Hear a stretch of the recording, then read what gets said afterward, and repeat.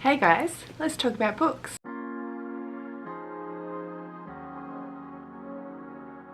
Alright, I have to tell you, I'm filming this after work, which is something I don't normally do. So if I struggle more than usual to put together a cogent thought, my apologies, but also this is a thing that is happening today. I had something else to tell you and I've forgotten it immediately. So this bodes well. This bodes well. Oh, I remember, I just had dinner and I have insane heartburn. So that's fun for me. Let's kick on. Let's do a thumbnail. The light is not the one. Okay, because I'm losing the light, I've got my ring light happening, and so it's going to have a bit of glare on the covers and stuff. Let's continue with the books that I read in 2022. I understand that it's 2023, but let's just do it. Let's do it. The first one is one that you've probably heard of if you spend time in booktube, book talk, bookstagram, people talking about books spaces, and that is Babel by R.F. Kuang. I actually read this the week it came out, and which was September, so that's a while ago. If you're going to read it, you've probably read it. It's a beautiful cover. We can't deny it. Its real title is Babel, an Arcane History. No. Babel or the Necessity of Violence, an Arcane History of the Oxford Translators' Revolution. There's the full title in there. And I struggled with it. It's popular because I think it's dark academia, and dark academia is a thing that is getting love at the minute.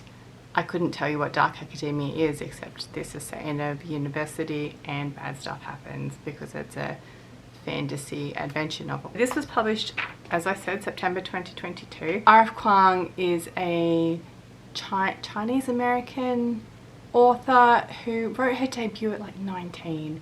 She studied at Oxford. She did like colonial studies and translation studies with Chinese. And she's just basically a prodigy. She wrote The Poppy War, I think it was a trilogy, and she's talked about a lot. I had high hopes for this one. I haven't read The Poppy War, but my book group did, and they, for the most part, enjoyed it. So this is the story of an institution within Oxford University called Babel, who use the power of the friction between translated words to create magic. So they have, for example, a word in English and then a word in Latin, and translations are not always parody. There's nuance in the translation, and so the nuance in the translation creates things like frictionless train travel, something like that. The more that it's used, the less effective it is, and so the translators need different languages to translate from. So this is predominantly the story of Robin, who comes from China. He's plucked from his family in China when he's a child, I think, I want to say like under 10, and brought to England to live with a guardian who works at Babel and is basically trained from this childhood to go to university and become a translator. And when he gets there, he meets other children in the same boat. There's one from India, there's one from Haiti, and there's one from England, a white English girl, which becomes important later in the story because when they get to Oxford, these people are from English colonies and they're in a white institution, which is Oxford. It's set in the 1860s, 1836. So yeah, it's obviously a racist place, and a lot of the narrative is be grateful that we gave you a position in society because otherwise you'd be in nothing colonial. The way that each character tries or doesn't try to internalize that viewpoint and then react against it. And then part of the title is The Necessity of Violence. Is it necessary for violence to overcome colonialism? The premise is great. The premise is great, but I feel like it was an anvil. And it's months since I've read this now, and I can't tell if my reaction to the book was that it was written with a heavy-handed message, or that I have colonizer guilt, being a white person in a colonized country, and do I have colonizer guilt and I don't want to hear it. So I don't know. I'm wrestling with those emotions, which I guess is awesome that the book has brought this up in me, because otherwise I would have just dismissed it as, no, you went too hard, you lost me. The predominant message is colonialism is bad and you should feel bad. But maybe I should feel bad. I don't know. I gave it 2.5 stars because I felt like it was a really heavy-handed message.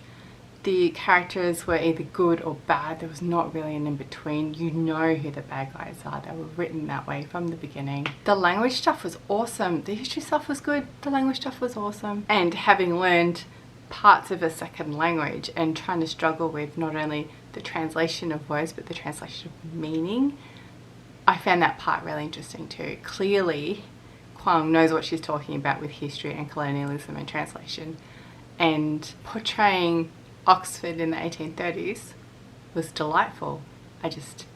The overarching message was not one that I vibed with, and maybe I wasn't supposed to vibe with it. 2.5 stars. Oh, no, 2.75, because we're on Storygraph now. We can do that. Okay, the next one is one that I read on my Kindle. So, my bright yellow Kindle, so I can find it under my husband's pillow. It is The Jasmine Throne by Tasha Suri. Again, getting great love on Book Talk and all the things. This one was published in 2021, and my book club picked it for October 2022, which is why I read it.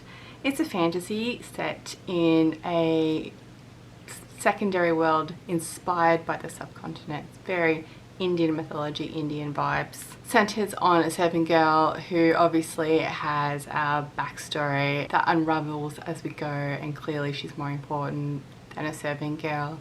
And a princess who's been exiled by her brother because she refused to be burnt alive on a pyre. Like the Indian practice of sati is big in this world, with her brother, who is the ruler, who is embracing conservative religion and the sacrifice of women in performance of that religion. The princess said, no, I don't want that, so she's been exiled, kept in a drugged stupor until she relents and agrees to be burned alive, or it's forced upon her. But anyway, she's in this drugged state, in exile, imprisoned, and the servant girl becomes the one who looks after her. So anyway, you can guess straight away that because TikTok loves this book, it's a sapphic fantasy. These two main characters fall in lust, and it's very YA vibes in that respect. But then there's this underlying current of a deeper, natural, indigenous religion to this region that the servant girl is part of, and it reawakens over the course of the book. But the princess has got her own schemes going on. She wants to oust her ruling brother and put her other brother on the throne, so she's got that going on. And it's the first in a trilogy, so by the end of the first book it feels like nothing happened, because it's just the setup. There's the escape from the exile, and yes, there's a showdown, a battle, there's a realization of who should sit on the throne, there's a realization of who should come back into their nature-based power, but ultimately it's a setup for books 2 and 3. I wasn't that interested in the story at all, so I'm not going to continue, and I only gave it 1.5 stars because meh. I could see where it was going, and I would not have continued if it wasn't a pick for my book club. And I was really trying to read those book club picks this year, because normally if I'm not vibing in the first like sample from the Kindle or the blurb, I just don't bother. But I tried, and it ended up being 1.5 stars of trying. Okay, next was Listen. It was The Fires of Heaven by Robert Jordan. It is book 5 of the Wheel of Time. And if we remember earlier in the year, I listened to book 4 in the Wheel of Time that I struggled with it the first time I read it, and that's why I gave up on the Wheel of Time. This time I was giving it another go. So all the Wheel of Time up until this point had been rereads, and book 4 I struggled with again. It is a slog. It is awful. Book 5 I gave 3.5 stars, so that might tell you that I enjoyed it a lot more. Fires of Heaven by Robert Jordan is published in 2004. Really? Really? Okay, it just, 2004 doesn't feel that long ago, but it is nearly 20 years, so reality check for me. Because obviously it's book 5 in an epic fantasy series, we're following all the characters, massive cast of characters. They've branched off into separate areas. They're fulfilling their own destinies. They're getting into their own mischief, and it follows all of them except for one of the original characters, Perrin, who does not feature in this book. But everyone diverges more so in this one. Now, let me read my notes here. The pace swiftly picked up after book 4, thank God. But the girls who are learning magic, women in this world, can possess and wield magic. But men can't. It's tainted, it's corrupted. Men who are found to possess magic have their magic removed, or they're killed. So the girls come into their magic, they explore the world of dreams, and so even though the female characters are separated, they can still communicate and share knowledge through dreams. But Rand, who's the main character, that entire arc is Rand's coming of age story. Rand also has magic and is acknowledged to have magic, and everybody's worried that he's going to go mad and destroy the world, which has happened before. One of the premises of the Wheel of Time is it's literally a wheel, it's a cycle, and the wheel will keep turning, and so people who are born will be reborn because the wheel will just keep turning. So this has all happened before, and the guy who had the magic broke the world. So I've written here, Rand, this guy with the magic, stops whinging about how it's so unfair to be the chosen one, and just gets on with it. Matt is one of the characters that has been there from the start, leaves the little village with all of them. This is the book where he finally gets a personality. He's just been a nothing the whole way through, and in this one he finally becomes a person, a character in his own right, and that's really nice to see, because before Matt was just a filler character. A rollicking good installment in an epic fantasy series, and at the end of this one a major character dies, and I was shocked. Like, I don't think they're actually dead, but I don't know, and it's really exciting to not know, because before I read Game of Thrones I would have just assumed that characters have plot armor, but now I can't assume, and it's a nice place to be where you can't assume that characters you know are going to survive. So anyway, I'm currently reading book 6 and enjoying that one too. Wheel of Time Redeemed, I might make it to the end one day. Next up we have How to Read Literature by Terry Eagleton. I picked this up probably because Amazon kept recommending it to me for my English degree, and it was very useful for my English degree. Oh, that happened. So this one, it just goes over the basics: openings, character, narrative, interpretation, value. It's probably not interested if you're not learning or teaching English in terms of like critical evaluation of literature. God, I forgot the word. I'm so tired. But I found it valuable. I put some highlights in there. I referenced it in an essay. It was worth my time. 3.5 stars. And finally was something that I've studied before. I studied in my HSC, which I'm not going to lie was 23 years ago, and that was Othello by William Shakespeare. Ooh, shining in the ring light there. So I'm familiar with Shakespeare, but also there's always more to learn, and 23 years is a long time. I needed a refresher.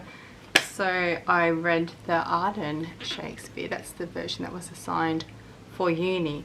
But I also have on my shelf the second Norton Critical Edition and the Wordsworth Classics Edition, which says it was $2.95 in 1998-ish when I did my HSC. And I also have a manga version, so like I'm well equipped to study Othello. So that, and I listened to it as well. So Othello was originally published in 1622. It is the story of a black army general in a white Mediterranean world who is summoned to Cyprus to lead an attack on the Turks. He's just gotten married to a white woman in secret, and her dad is pissed about it, but of course Othello is a general, so he's important, so they let it go. Othello has promoted a lieutenant called Cassio, and his other underling Iago is pissed about this situation. He wanted to have the promotion. He's been ingratiating himself with Othello to no end because Cassio got the promotion, so Iago schemes to bring down everybody. So he pretends that Cassio and Desdemona, Othello's new wife, are sleeping together, and it all comes out in the wash eventually after Othello has killed Desdemona. I'm sorry if that's spoilers, but it's literally 400 years. And because it's a tragedy, so everybody dies except Iago. It's an absolute classic. The themes hold up, of course. There's love and jealousy and revenge, and it's great. It's great fun. Oh, my foot's asleep. Okay, so that is another 5 books in what I read in 2022. Thanks for hanging out with me, and there will be another one of these videos very soon. But in the meantime, if you'd like to help support this channel, you can subscribe. If you like, you can watch more videos. There'll be a link somewhere. Sometimes I write reviews on my blog, that'll be down there too, and the link to my Amazon wish list. I was trying to be real subtle about, you know, sliding in the self-promo and then a blah blah blah. Buying something off that wish list would immensely help my channel because it just gives me another thing to read and talk about with you, but it also give you an idea of the things that I'm interested in reading this year. So if you want to have a look, do so. And I will see you next time. Bye.